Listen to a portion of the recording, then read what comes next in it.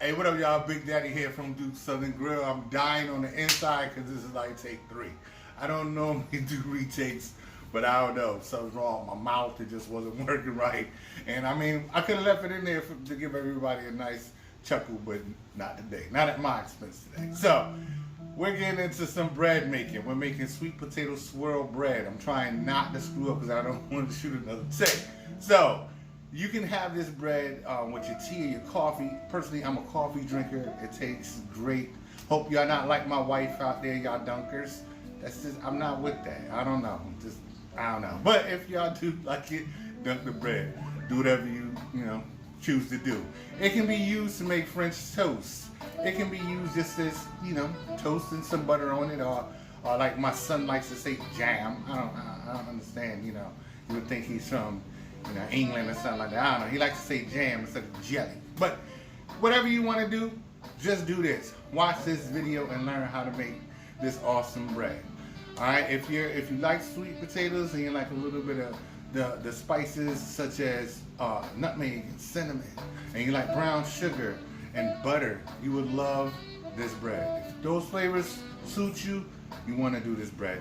Not that hard to make. Don't be intimidated by making bread from home. So sit back, listen to the jazz, listen to me give you some instructions on how to do this. Hit the comments later on because that's where the recipe will be. I'm not one for giving the measurements throughout the video. Sometimes I do, but it's not consistent, so don't look for the recipe throughout the video. Just wait for me to post it in the comments and y'all can have everything there. So in the bowl we have here, already got it going. Cup of hot water.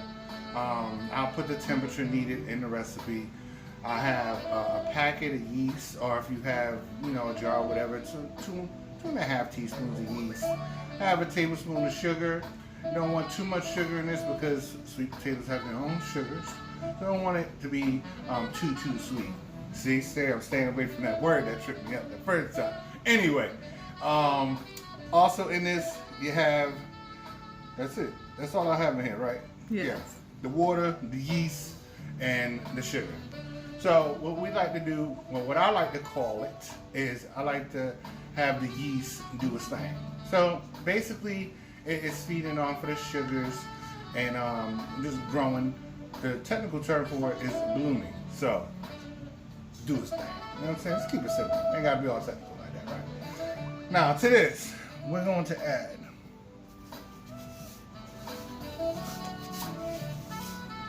a little bit of salt,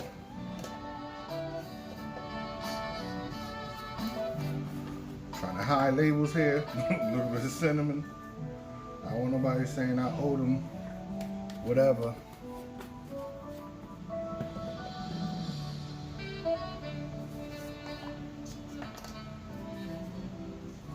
A little bit of nutmeg.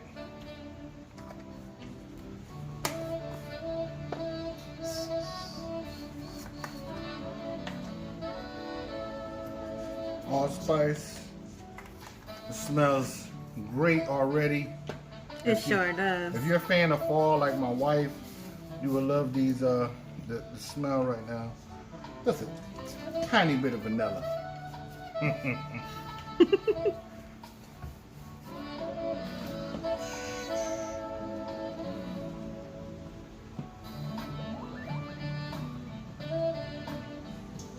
Some shredded sweet potato.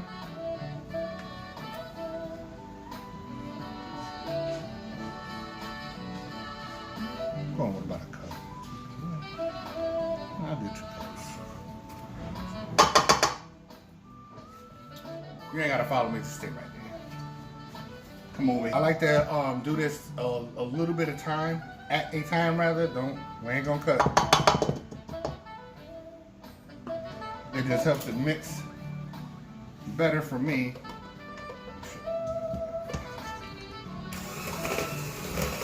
I'm gonna start to mix this up. I'm sure the folks at home want to know what kind of blender you're using. I'm using Martha Stewart super special. And No. this is a KitchenAid hand mixer. And we got it at a great price, you guys. Yeah, Walmart had a good deal on it. That smells good already. Thank you. Welcome. So now what I'm going to do, I'm going to keep adding in my remaining flour. And then when I get the dough ball, I'm going to show y'all what that looks like. Alright? Hey, what's up? So, I just got chastised by my own child for, you know, ending that last part without saying, be easy. So, but I'm glad she poured me up with that because I forgot to add in my egg. Yo, we need egg and oil to this as well. So, it's not going to mess it up. I only added 1 cup of flour. So, I'm good. But I'm going to add that right now because it's a necessity. I didn't chastise you. Yeah, chastising me like you the parent. Gotta keep you in line. Oh, really? Oh.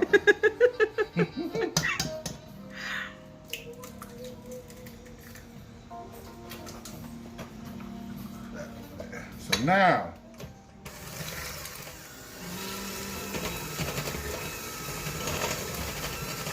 incorporate that oil and that egg. The bread making will not be right. This type of bread, anyway. There's other breads you can bake that don't require egg. Most do require oil. So let me finish adding the flour and I'll be back. Be easy. Alright y'all, there's the dough ball. Remember, follow the directions of the recipe. Don't do like me and don't forget to add the egg and the oil because it is important. So what you want to do now, well, let me back up just a bit. I'm using a hand mixer. I've been making bread for a long time. The hand mixer that my daughter and I mentioned earlier, the KitchenAid, does come with dough hook attachments. So if you're using that, then you don't have to do this next step. If you're using your stand mixer and you have the dough hook attachment, you don't have to follow this next step. However, if you're just using the hand mixer to make the work a little bit more easier on you, and you don't have any type of dough hook whatsoever, you're going to need the dough. Maybe about 5 or 6 minutes or so, which is basically taking the dough and turning it in on itself, you know what I'm saying, over and over again to incorporate all of that, the yeast, to make sure that it does what it's supposed to do and rise to the occasion, you know, when it's time to proof the dough. I don't want to knead on camera because you can actually over knead your dough, and it actually has the adverse effect. So I'm not going to show you just take it and just turn it in on it. So just, you know. So what you're saying is we need to knead the dough. We don't need to knead the dough. The dough is needed to bake the bread. Yo, you're corny, yo. So now you got me saying corny stuff. Yo, anyway. So what you want to do is to put this in a bowl, grease bowl, put it in there, cover it, put it in a nice warm place. The more humid you can find in your house, the better that the dough will rise. So put it in a grease bowl, cover, let it do its thing for about 30 minutes to 45 minutes. You want it to actually double in size. And then we're gonna come back to the next step. All right, be easy. All right, so we're back. I hope now you're still staying with me. Make sure you punch down that dough because it should have doubled in size. And then roll it out or press it out. I press out this dough to get a rectangle-ish type shape. I'm not about perfection. There's some cooks out there who would actually have you line this up with a straight edge or something, but no, it's just not that serious. So something that's similar to a rectangle, even. That's important. You want it even. And we're gonna go on to the next step, which is we have to butter this. Be generous. Now the reason why we're buttering this is because the butter is actually what's gonna help create that swirl. It acts as a barrier, not allowing the dough to stick to itself and you know, create a seal that you won't see. I mean, truthfully. Try not to grease that back edge, if at all possible, because because you want it to not have the butter on it, because then it's gonna do what? Not seal, and then the bottom of your bread is gonna actually have a flap where it can, unroll, and you don't want that. But if you do end up getting some on there, this is a nice trick, a nice clean rag,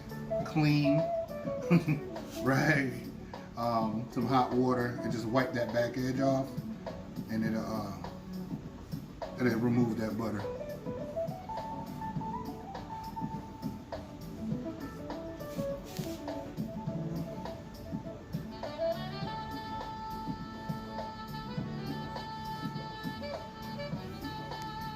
Nothing perfect, ladies and gentlemen. You say that. That looks pretty perfect to me. Just wanted to be nice and even coated. I like brown sugar.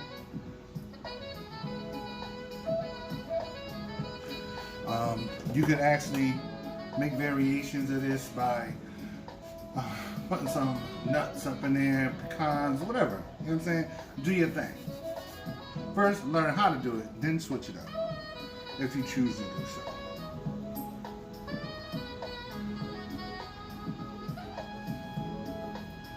Just roll this up. Now be careful for those first timers. When you roll or press out your dough, you don't want it thin, because as you're rolling it up, what's going to happen is those the sugars and the fats will go right through that dough, creating holes, and you just don't want that. So it's something that probably you'll make a mistake and do first couple of times. You'll get it right though. Nice little seal. Some people tuck the edges. I don't. I just like mush them in a little bit.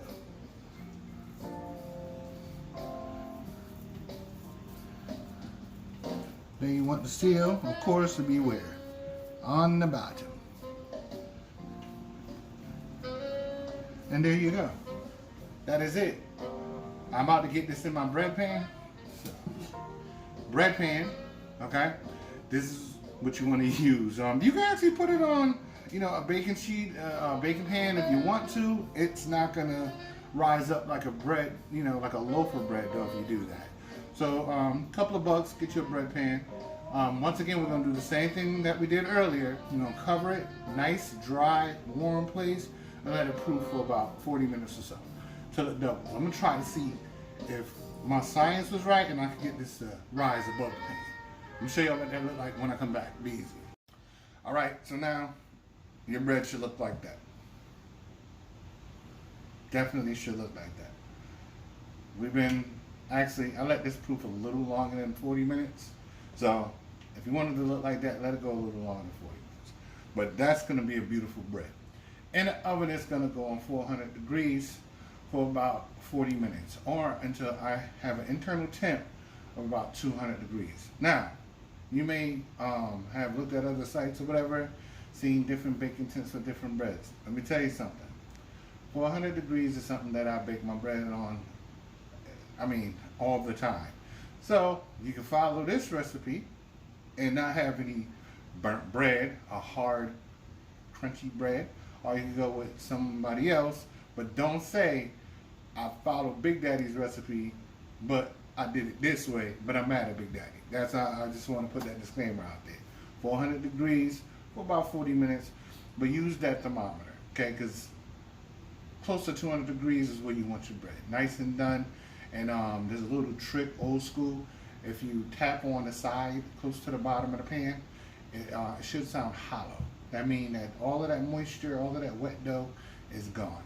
Nice loaf of bread. All right, so in the oven it's gonna go.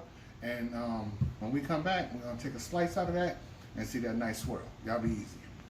Hey, what up, y'all? So this is it. This is the final shot. Look at that bread. Tell me what y'all think. Hit me up in the comments. Sweet potato swirl bread. That cinnamon is nice.